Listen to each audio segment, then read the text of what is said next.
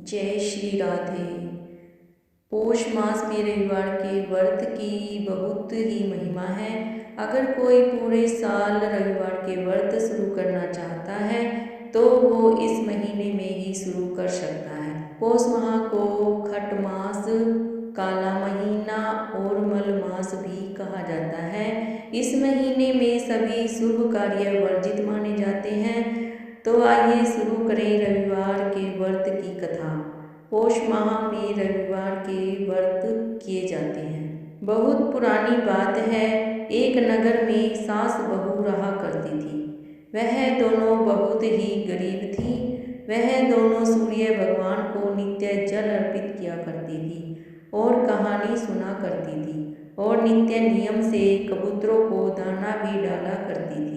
एक दिन सूर्य भगवान ने सोचा कि क्यों न इन दोनों सास बहू की परीक्षा ली जाए। सूर्य भगवान ने हंसों को बुलाया और बोला कि कल तुम्हें कबूतरों की जगह सास बहू के घर जाना है और देखना है कि वे सास बहू तुम्हें क्या खिलाकर भेजती हैं।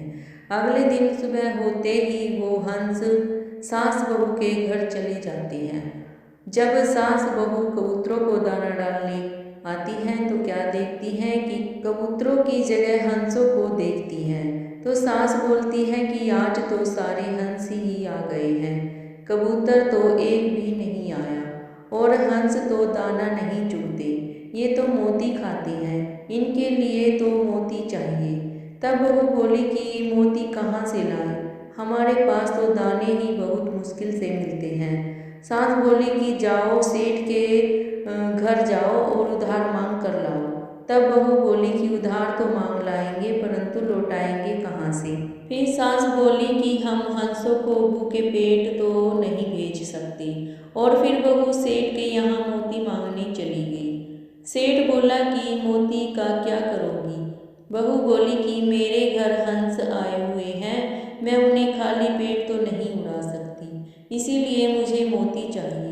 सेठ ने सोचा कि हंस चुगेंगे मोती तो अच्छे मोती दे के क्या करूँगा। उसने टूटे फूटे मोती दे दिए। बहू ने आकर सास को दिए और सास ने हंसों को मोती डाल दिए। हंसों ने मोती चुगे और मोती चुगकर हंस सूर्य भगवान के पास चले गए। सूर्य भगवान ने हंस से पूछा कि सास बहू ने तुम्हें क्या खिलाया। हंस बोले, सास बहू ने तो हमें मोती चुगाए। सूर्य भगवान ने पूछा कि सास बहू के पास मोती कहाँ से आए।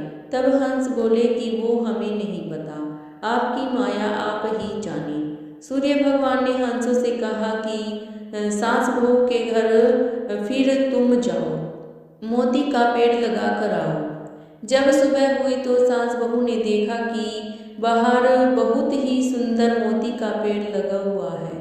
उसमें से बहुत सारे मोती नीचे झड़े हुए हैं और बहुत सारे मोती चमचमा रहे हैं। सास ने बहू से बोला कि यह सब सूर्य भगवान की ही कृपा है।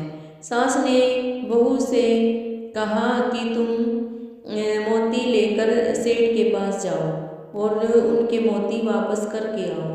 बहू ने अपने आंचल में मोती भरे और सेठ के पास पहुंच गई और बोली कि सेठ तुम अपने मोती सूद समेत ले लो। सेठ ने देखा कि बहू के पास तो बहुत ही चमकीले और सुंदर मोती हैं। उसने सोचा कि मैंने तो खराब मोती दिए थे, ये तो बहुत सुंदर चमकते हुए मोती देने आई है। सेठ को अपने आप पर बहुत लज्जा आई और उसने बहू से माफ़ी मांगी। सेठ बोला कि तुम्हारे पास इतनी सुंदर मोती कहाँ से आए। वह बोली कि ये सब सूर्य भगवान की ही कृपा है। जब सूर्य भगवान की कृपा होती है तो गरीब के भी भंडारे भर जाते हैं। सूर्य भगवान जैसे आपने उस सास बहू पर कृपा करी, वैसे ही इस कहानी को सुनने वाले, सुनाने वाले, हुंकार भरने वालों पर कृपा करना।